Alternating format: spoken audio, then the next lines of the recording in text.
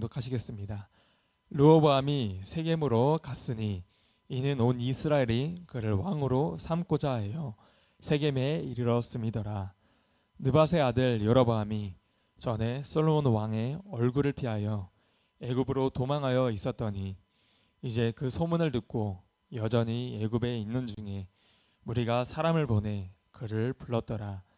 여로보암과 이스라엘의 온 회중이 와서 르호보암에게 말하여 이르되 왕의 아버지가 우리의 멍에를 무겁게 하였으나 왕은 이제 왕의 아버지가 우리에게 시킨 고역과 매우 무거운 멍에를 가볍게 하소서.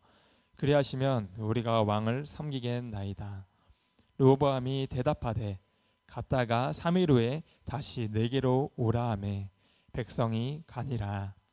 르호보암 왕이 그의 아버지 솔로몬의 생전에 그 앞에 모셨던 노인들과 의논하여 이르되 너희는 어떻게 충고하여 이 백성에게 대답하게 하겠느냐. 대답하여 이르되 왕이 만일 오늘 이 백성을 섬기는 자가 되어 그들을 섬기고 좋은 말로 대답하여 이르시면 그들이 영원히 왕의 종이 되리이다 하나 왕의 노인들이 자문하는 것을 버리고 자기 앞에 모셔 있는 자기와 함께 자라난 어린 사람들과 의논하여 이르되 너희는 어떻게 자문하여 이 백성에게 대답하게 하겠느냐. 백성이 내게 말하기를 왕의 아버지가 우리에게 매운 멍에를 가볍게 하라 하였느니라. 함께 자라난 소년들이 왕께 아뢰어 이르되 이 백성들이 왕께 아뢰기를 왕의 부친이 우리의 멍에를 무겁게 하였으나 왕은 우리를 위하여 가볍게 하라 하였은즉 왕은 대답하기를 내 새끼 손가락이 내 아버지의 허리보다 굵으니 내 아버지께서 너희에게 무거운 멍에를 매게 하였으나 이제 나는 너희의 멍에를 더욱 무겁게 할지라. 내 아버지는 채찍으로 너희를 징계하였으나 나는 정갈 채찍으로 너희를 징계하리라 하소서. 3일 만에 여로보암과 모든 백성이 르호보암에게 나왔으니 이는 왕이 명령하여 이르기를 3일 만에 내게로 다시 오라 하였음이라. 왕이 포악한 말로 백성에게 대답할세 노인의 자문을 버리고 어린 사람들의 자문을 따라 그들에게 말하여 이르되 내 아버지는 너희의 멍에를 무겁게 하였으나 나는 너희의 멍에를 더욱 무겁게 할지라. 내 아버지는 채찍으로 너희를 징계하였으나 나는 정갈 채찍으로 너희를 징치하리라 하니라. 왕이 이같이 백성의 말을 듣지 아니하였으니 일은 여호와께로 말미암아 난 것이라. 여호와께서 전에 실로 사람 아히야로 느밧의 아들 여로보암에게 하신 말씀을 이루게 하심이더라. 온 이스라엘이 자기들의 말을 왕이 듣지 아니함을 보고 왕에게 대답하여 이르되 우리가 다윗과 무슨 관계가 있느냐. 이새의 아들에게서 받을 유산이 없도다. 이스라엘아 너희의 장막으로 돌아가라. 다윗이여 이제 너는 내 집이나 돌아보라 하고 이스라엘이 그 장막으로 돌아가니라. 그러나 유다 성읍들에 사는 이스라엘 자손에게는 르호보암이 그들의 왕이 되었더라. 르호보암 왕이 역군의 감독 아도람을 보냈더니 온 이스라엘이 그를 돌로 쳐 죽인지라. 르호보암 왕이 급히 수레에 올라 예루살렘으로 도망하였더라. 이에 이스라엘이 다윗의 집을 배반하여 오늘까지 이르렀더라. 온 이스라엘이 여로보암이 돌아왔다 함을 듣고 사람을 보내 그를 공회로 청하여 온 이스라엘의 왕으로 삼았으니 유다 지파 외에는 다윗의 집을 따르는 자가 없으니라. 아멘. 기도하겠습니다. 하나님 아버지 오늘도 새벽부터 예배 자리로 우리를 불러주시니 감사드립니다. 오늘도 우리가 주님과 동행하는 삶이 되게 하시고 주님이 우리 안에 우리가 주님 안에 거하여서 언제나 기쁨과 감사로 오늘 하루도 살아가게 하여 주옵소서. 오늘도 하나님 말씀을 통하여서 하나님을 더 알게 원합니다. 매일매일마다 매 순간마다 하나님을 아는 지혜와 지식이 더 자라나게 하시고 또 하나님을 더 깊이 알아가는 은혜 또한 우리 가운데 허락하여 주옵소서. 하나님 또한 하나님께 많은 기도 제목을 주님께 올려드립니다. 우리가 기도한 것보다 주님 더 큰 은혜로 더 큰 것으로 응답하여 주시고 기도의 응답이 이루어지는 것을 우리의 삶 가운데 보게 하여 주시옵소서. 이 시간도 우리 함께 하시죠. 믿사오며 예수님의 이름으로 기도드립니다. 아멘. 솔로몬이 이스라엘 왕으로서 40년을 통치하였습니다. 그리고 그 다음엔 그의 아들 르호보암이 왕이 됩니다. 오늘 본문에서는 르호보암이 왕의 즉위식을 위해 수많은 백성이 세겜으로 모이게 됩니다. 그런데 공교롭게도 나라가 거기에서 두 개로 갈라지게 됩니다. 솔로몬이 죽은 후 이스라엘은 남유다와 북이스라엘로 갈라집니다. 물론 하나님의 말씀하신 약속을 따라서 갈라지게 되었지만 가장 큰 원인은 노역의 문제와 세금 문제였습니다. 오늘 본문에서 말하는 이 멍에라는 것이 바로 노역과 세금을 가리킵니다. 비록 솔로몬 시대 때 태평생대를 이루고 잘 살았음에도 불구하고 솔로몬은 세금을 많이 거두었던 것 같습니다. 그리고 여러 가지 많은 공사를 통해 노역을 시켰습니다. 그리고 그때 느밧의 아들 여로보암이라는 사람은 솔로몬의 낯을 피하여 애굽으로 도망가게 됩니다. 그리고 시간이 지나 솔로몬이 죽고 이제 르호보암을 왕으로 세우기에 백성들이 세겜으로 모였을 때 애굽에 있던 여로보암을 이제 데리고 옵니다. 그렇게 다시 고국으로 돌아온 여로보암은 이스라엘 사람들을 대표하여 르호보암 앞에 서게 되는데요. 그리고 세금과 노역의 감면을 왕에게 요구합니다. 여로보암은 어떤 사람이었습니까? 열왕기상 11장 26절 이하의 내용을 보면 솔로몬이 여로보암의 부지런함을 보고 그를 데려다가 요셉 지파의 감독관으로 삼았습니다. 실질적으로는 그는 노역의 일을 감독했던 사람으로서 세금과 노역이 얼마나 힘든지를 잘 알고 있었습니다. 그래서 오늘 본문의 여로보암은 르호보암에게 찾아가서 이렇게 요청합니다. 본문 4절을 읽겠습니다. 왕의 아버지가 우리의 멍에를 무겁게 하였으나 왕은 이제 왕의 아버지가 우리에게 시킨 고역과 매운 무거운 멍에를 가볍게 하소서. 그리하시면 우리가 왕을 섬기겠나이다. 아멘. 왕이시여, 노역과 이 세금에 감면을 해주면 우리가 왕을 섬기겠습니다. 이에 대해 르호보암은 3일 후에 답변을 주겠다고 하고 그들을 돌려보냅니다. 그리고 르호보암은 제일 먼저 그의 아버지 솔로몬의 신하들이었던 올로들에게 조언을 구합니다.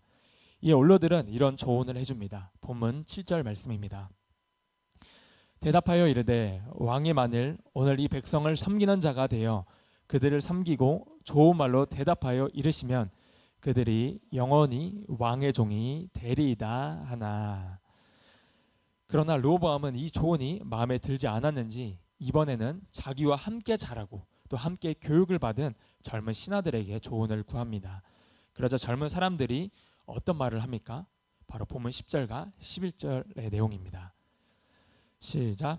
함께 자라나 소년들이 왕께 아뢰어 이르되 이 백성들이 왕께 아뢰기를 왕의 부친이 우리의 멍에를 무겁게 하였으나 왕은 우리를 위하여 가볍게 하라 하였은즉 왕은 대답하기를 내 새끼 손가락이 내 아버지의 허리보다 굵으니 내 아버지께서 너희에게 무거운 멍에를 매게 하였으나 이제 나는 너희의 멍에를 더욱 무겁게 할지라. 내 아버지는 채찍으로 너희를 징계하였으나 나는 정갈 채찍으로 너희를 징계하리라 하소서. 한마디로 말해서 무엇입니까? 지금 백성들이 건방지게 행동한다는 것입니다. 이렇게 건방지게 행동하니까 이제는 힘으로 밀어붙이라고 말하고 있습니다. 바로 왕에게 전제 정치를 요구하고 있습니다. 르호보암은 이 두 가지 조언 중에 결국 왕의 힘과 권력으로 밀어붙이는 이 젊은 신하들의 조언을 따르게 됩니다. 그 결과 이스라엘 열 지파는 르호보암을 버리고 여로보암을 따라 북이스라엘을 세우게 됩니다. 이 일에 대해 본문 15절에서는 이렇게 정리를 내립니다. 본문 15절입니다.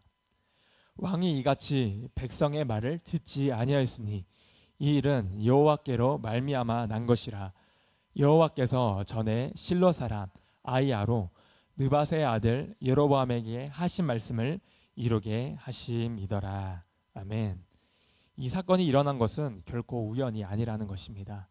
이 일은 솔로몬의 범죄로 인하여서 하나님께서 전에 아이야 선지자를 보내어 여로보암을 세울 것을 미리 말씀하셨습니다. 그리고 그 말씀이 지금 이루어진 것이죠. 여로보암에게 보면 좋은 일이지만 솔로몬의 아들 르호보암의 입장에서는 아주 슬픈 일입니다. 나라가 갈라지고 열지파가 르호보암을 따르지 않고 반역을 일으킵니다. 르호보암은 솔로몬을 이어서 왕이 되었지만 12지파를 통치할 만한 능력은 부족했던 것 같습니다. 왜냐하면 그는 좋은 조언을 버리고 나쁜 조언을 따랐기 때문입니다. 르호보암은 강력한 왕이 되기를 원했습니다. 아버지 못지않은 강력한 왕이 되고 싶었습니다. 그런데 백성들이 세금과 노역을 좀 감면해달라는 요청을 하니까 그것이 기분이 나빴던 모양입니다. 나는 아버지보다 더 위대한 왕이 되고 싶은데 내가 좀 만만해 보이나? 내가 작게 보이나? 자기 마음의 이 자존심을 건드렸다고 생각했던 것 같습니다. 그러니까 젊은 신하들이 한 말에 왕의 마음이 향하게 되었습니다. 이 사건으로 인하여 나라는 두 개로 갈라집니다. 우리에게도 인생을 살아가면서 항상 이 두 가지의 조언 속에 갈등할 때가 있습니다. 지금 이 상황을 내 힘과 능력으로 밀어붙여야 할지 아니면 원로들의 이야기처럼 섬기는 자가 되어야 할지 고민할 때가 있습니다. 결국 누가 사람들의 마음을 달래고 또 사람의 마음을 하나로 만들며 선한 뜻을 이룰 수가 있겠습니까? 그것은 바로 좋은 조언을 따르는 것입니다. 이 원로들이 한 조언이 무엇이었습니까? 7절을 다시 한번 읽도록 하겠습니다. 대답하여 이르되 왕이 만일 오늘 이 백성을 섬기는 자가 되어 그들을 섬기고 좋은 말로 대답하여 이르시면 그들이 영원히 왕의 종이 되리이다 하나. 한마디로 말해서 백성을 섬기는 왕이 되라는 것입니다. 백성들의 마음을 달래며 그들의 마음을 이루하는 왕이 될 것을 조언하고 있습니다.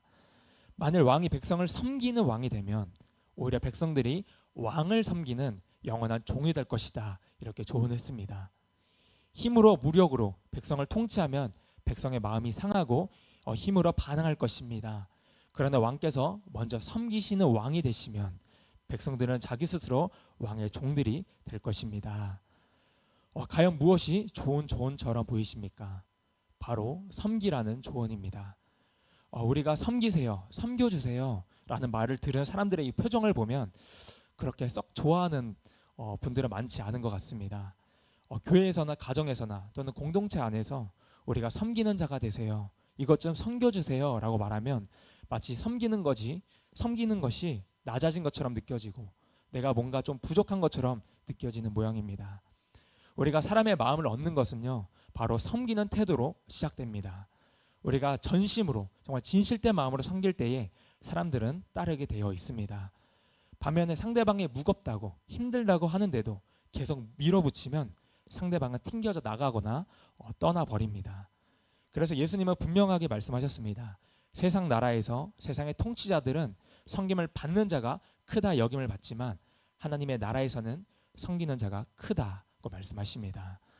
너희가 세상의 방식이 아니라 하나님 나라의 방식을 따라 살면 하나님께서 너희의 필요한 모든 것을 채워주시고 또 너희 간구하는 모든 것들을 응답하여 주시겠다고 약속하셨습니다. 우리가 힘으로 밀고 나가기보다는 바로 섬기는 자세, 이 사랑의 자세, 또 낮추는 자세로 나아가시는 저와 여러분이 되기를 바랍니다. 그러면 어떤 결과를 얻게 될까요? 바로 사람의 마음을 얻습니다. 사람의 마음을 얻는 게 얼마나 중요한지 모릅니다. 사실 모든 일은 우리가 사람의 마음을 얻는 것에서 시작됩니다.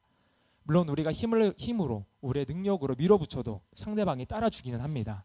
그러나 그 행동에는 진심이 없는 행동이 되는 것이죠. 그러면 결국 사람의 마음도 얻지 못하게 됩니다. 우리는 섬길 때 진실된 마음으로 섬길 수 있어야 합니다. 그래야 사람의 마음도 우리가 살 수 있는 것입니다. 우리 주님께서도 십자가에서 죽음으로 우리를 먼저 섬기셨습니다. 우리가 어떤 자리에 있든지 간에 주의 말씀을 따라 섬기는 자세를 가지고 살아가면요, 우리의 삶을 영광스럽게 사용해 주실 뿐만 아니라 우리에게 많은 영혼들로 붙여주실 줄 믿습니다. 주님을 위해 겸손히 섬길 수 있는 자, 그리고 지극히 작은 소자에게 한 것이 예수님께 하신 것이라고 하신 말씀처럼 정말 진실된 마음으로 한 영혼 한 영혼을 섬길 수 있는 바로 저와 여러분이 되시기를 소망합니다. 기도하겠습니다.